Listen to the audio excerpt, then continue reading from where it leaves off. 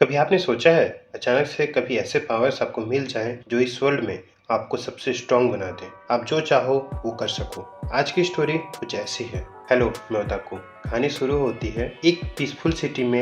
एक monster attack करता है जिसे ये लोग काइजू कहते थे।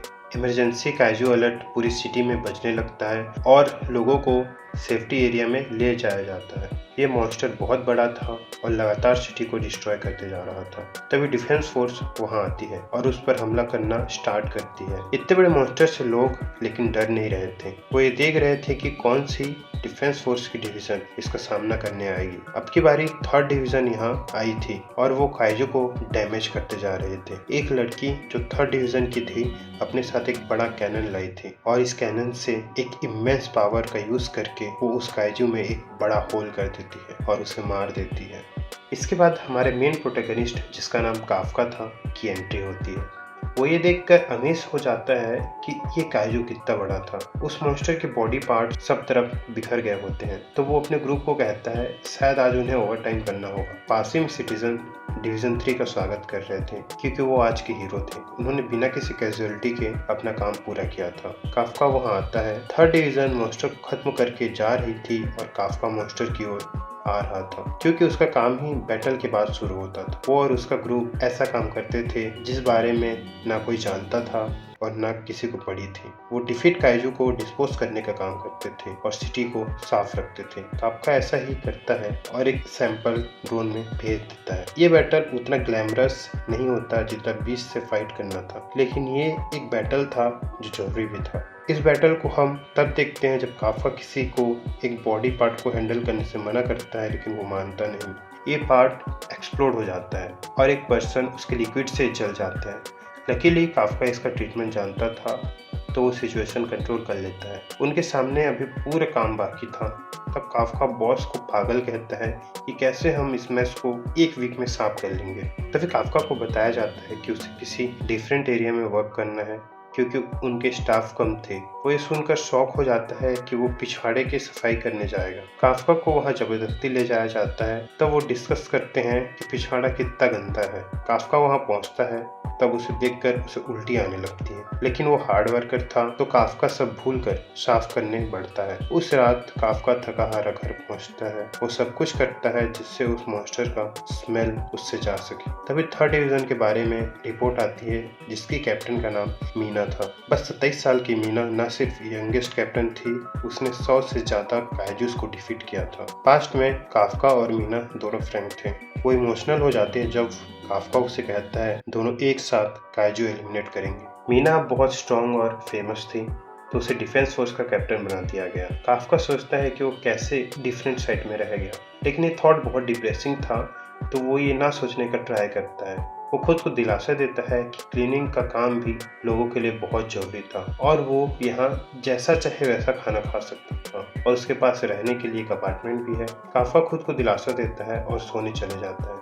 नेक्स्ट मॉर्निंग काफका काम पर जाता है। तभी वो एक पार्ट टाइम स्टूडेंट से मिलता है जो उनके साथ आज से काम करना स्टार्ट करेगा, जिसका नाम इचिकावा था और वो भी डिफेंस फोर्स ज्वाइन करना चाहता था। काफका का एक कोवर्कर बताता है कि काफका का भी ये ड्रीम जॉब था, लेकिन वो ये ड्रीम पूरा नहीं कर पाता और गिव अप कर देता है और वो अब क्लीनिंग कंपनी में सबसे एक्सपीरियंस है। इचिकावा उससे पूछता है क्यों उसने अपनी ड्रीम से गिव अप कर दिया। तब काफका बताता है कि उसके एबिलिटी लिमिटेड थे। वो हमेशा अपना बेस्ट देता था लेकिन हमेशा कोई ना कोई उसे बीट कर देता था। काफका अपने गिव अप करने को लेकर पॉजिटिव था लेकिन इचिकावा कंप्लीटली सीरियस था। वो डिक्लेयर करता है कि वो कभी गिव अप नहीं करेगा चाहे कुछ भी हो जाए और काफका को गिव अप करने पर पोक करता है क्योंकि उसने क्यों बेवजह गिव अप कर दिया और इचिकावा चेंज करने चले जाता है। सभी सोच रहे थे कि शायद वो एक दूसरे के साथ अच्छे से रहेंगे क्योंकि दोनों का एक ही टीम था। काफका बहुत गुस्से में आ जाता है क्योंकि उस बच्चे को वो आंसर बैक नहीं कर पाया था। काफका उस बच्चे को बताना चाहता था क्लीनिंग का जॉब भी कितना जरूरी था। वो काइजू वाले स्पॉट में पहुंचते हैं और डे का प्लान कि कौन सा पार्ट प्रिजर्व करना चाहिए रिसर्च के लिए और कौन सा पार्ट डिस्ट्रॉय कर देना चाहिए। इचिकावा को पिछवाड़े का साइड असाइन होता है। काफका बहुत खुश था क्योंकि उस बच्चे में बहुत एटीट्यूड भरा था, लेकिन उसे पता चलता है कि उसे भी आज दूसरे दिन वही स्पॉट असाइन हुआ है।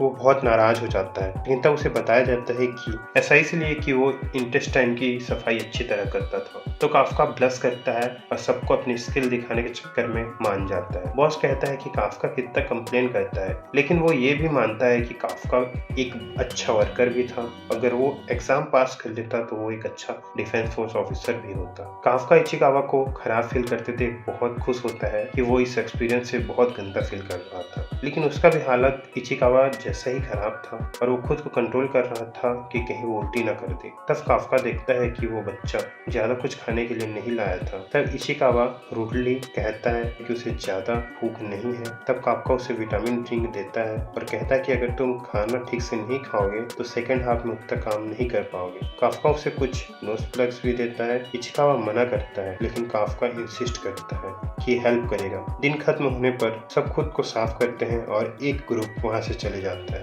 काफ्का ये देखकर खुश था कि मॉन्स्टर का सबसे गंदा पार्ट को साफ करने का काम अब खत्म हो चुका था। इचिकावा वहां आता है। तब काफ्का सोचता है कि वो अर्लियर मैच का रीमैच चाहता था, लेकिन इचिकावा सरप्राइजिंगली उसे थैंक्स कहता है क्योंकि उसने पूरे दिन उसकी हेल्प की। इचिकावा जैसे ही जाने वाला था वो कहता है डिफेंस फोर्स में एज लिमिट क्राइटेरिया चेंज कर दिया गया है न्यू रिक्रूट के लिए। अब ये लिमिट 33 साल हो गई है। इचिकावा जानता था ये उसके आउट ऑफ बिजनेस था, पर वो कह सकता है कि काफ्का दुखी था जब उसने डिफेंस फोर्स की बात कही। इचिकावा कहता है कि अगर वो कहे तो मैं जॉब छोड़ दूंगा, लेकिन काफ्का इचिकावा को थैंक्स कहता है और कहता है तुम इतने अच्छे हो, मैंने कभी ये सोचा नहीं था। इचिकावा अपना बिहेवियर कंटिन्यू रखता है और कहता है कि वो इसके बारे में फिक्र नहीं करता, लेकिन तभी एक मॉन्स्टर इचिकावा पर अटैक कर देता है और काफ्का उसे सही समय में बचा लेता है, लेकिन उसे खुद बहुत चोटें आती हैं। इचिकावा शॉक में था और उस पर फिर से वो योजू हमला कर देता है। काफ्का को फिर से उसे मरने से बचाना पड़ा।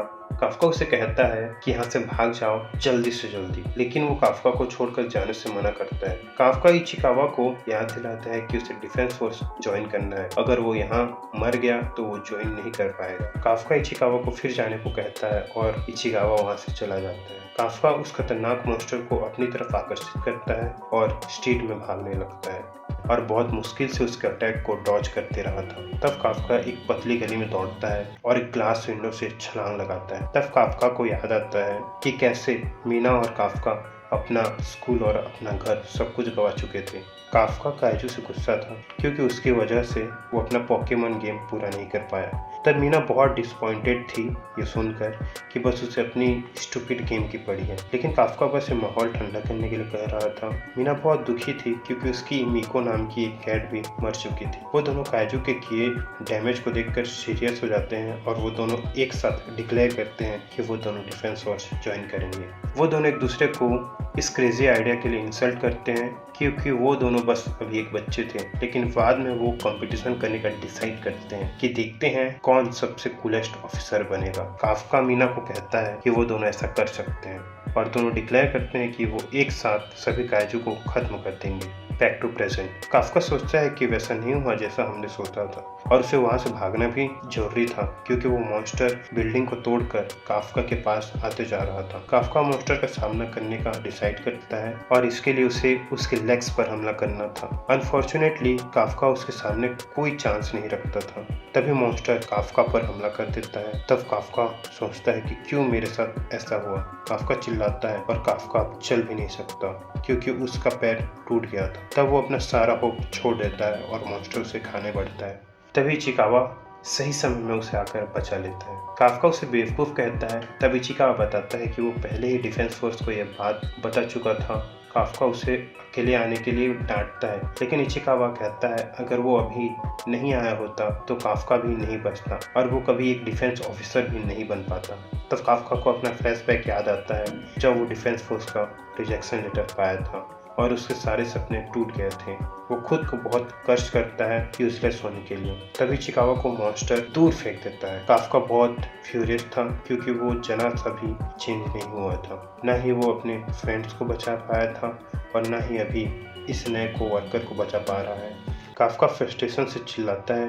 तब वो बीस्ट इचिकावा पर हमला कर देता है। तभी उस मॉन्स्टर के पूरे टुकड़े टुकड़े हो जाते हैं जिससे वो दोनों शॉक में पड़ जाते हैं। तभी एक लड़की की आवाज़ आती है टारगेट एलिमिनेट हो गया है। तब काफ्का शॉक हो जाता है कि मीना वहाँ आई थी। वो थर्ड डिवीजन के साथ आई थी। वो अपने टीम मेंबर्स को इंजर्ड पर्सन का ख्याल रखने कहती है और वो खुद योजो की तलाश में निकल जाती है। काफका पूरा सरप्राइज था और इतना इंजर्ड था कि वो कुछ भी नहीं बोल पाया। उसी रात योकोहामा हॉस्पिटल में काफका सोचता है कि मीना कितनी स्ट्रांग और फेमस हो गई है, वो काइजू को मिनटों में मार सकती है। तब वो सोचता है कि वो इस लेवल तक पहुंच गई है कि काफका वहां तक सोच भी नहीं सकता। काफका को लग रहा था कि वहां वो अकेला है, लेकिन वो सरप्राइज हो जाता है जब इचिकावा की आवाज उसे सुनाई देती है। इचिकावा उसके साइड में ही सोया हुआ था। इचिकावा कहता है अगर उसने आज उसे रेस्क्यू नहीं किया होता और उसे भाग जाने नहीं कहा होता तो वो अभी जिंदा नहीं होता। काफका ये सुनकर शौक में पड़ जाता है जब इचिकावा उसे कूल कहता है। काफका उसके और मीना के कंपटीशन के बारे में याद करता है कि कौन सबसे कूलेस्ट ऑफिसर होगा। इचिकावा कहता है काफका को एक ऑफिसर होना चाहिए और कहता है ये सब डिसाइड करना उस पर है। काफका खुद को पंच करता है उसके नेगेटिव माइंडसेट से निकलने के लिए और वो कितने समय तक ये सब करता रहेगा। वो इचिकावा को थैंक्स कहता है और उसे कहता है सच में वो एक गुड पर्सन है। काफका अभी भी सोचता है कि वह करना कोई बुरी बात नहीं है, लेकिन खुद को झूठा दिलासा देना भी कोई अच्छी बात नहीं है और कॉन्फिडेंटली डिक्लेयर करता है कि वो फिर से एक डिफेंस ऑफिसर बनने का ट्राई करेगा। लेकिन उसका हीरोइक डिक्लेरेशन इंटरप्ट हो जाता है जब वो देखता है कि एक टाइनी मॉन्स्टर उसके ऊपर उड़ रहा था। वो मॉन्स्टर कहता है फाउंड यू और बहुत स्पीड में काफका के मुंह में घुस जाता है। इचिकावा पूछता है कि क्या तुम ठीक हो, लेकिन काफका के हड़बड़ाने से वो समझ सकता था कि वो ठीक नहीं है। तभी इचिकावा उसके बेड की तरफ चेक करता है। तब वो बहुत डर जाता है जब वो एक मॉन्स्टर को काफका के बेड में देखता है। काफका कैजुअली इचिकावा को देखता है, फिर वो अपना खुद का फेस लेंस में देखता है। दोनों शॉक में पड़ जाते हैं। तब काफका इचिकावा को शांत रहने कहता है और कहता है वो ही काफका है। तब इचिकावा शांत हो जाता है, लेकिन तभी एक बूढ़ा आदमी डिफेंस फोर्स को कॉल मिला देता है। तब वो दोनों और ज्यादा टेंशन में आ जाते हैं कि डिफेंस फोर्स काइजू के साथ क्या करती है। तब वो दोनों पैनिक करते हैं। फिर इचिकावा काफका को भाग जाने कहता है। बचपन में काफका मीना को बताता था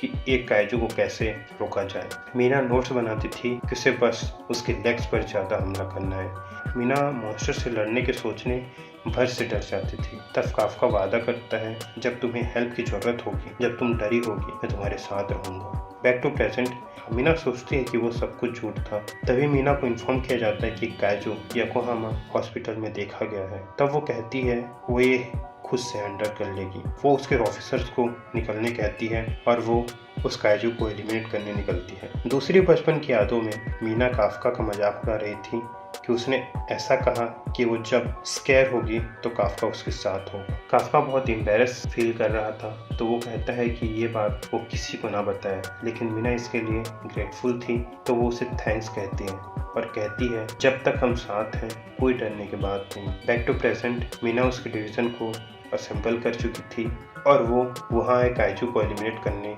हॉस्पिटल जाने को तैयार थे।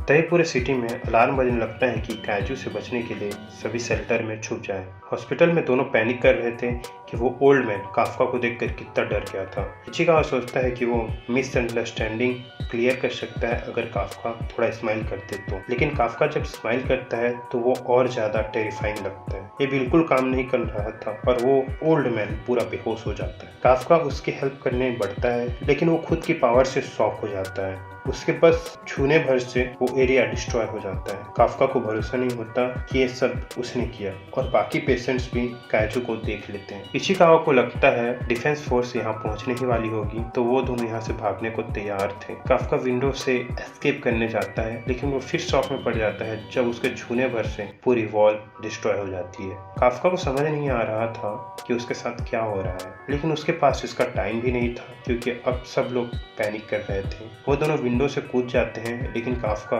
ज्यादा दूर छलांग मार देता है जितना उसने सोचा नहीं था। इचिकावा सिचुएशन समझने का ट्राई कर रहा था कि क्या हो रहा है और वो सोचता है कि क्या सच में ये काइजू काफका है। तो वो काइजू को पूछता है क्या सच में तुम काफका हो। काफका को ये खुद भी पता नहीं था क्योंकि उसका बॉडी पूरे आउट ऑफ कंट्रोल में था।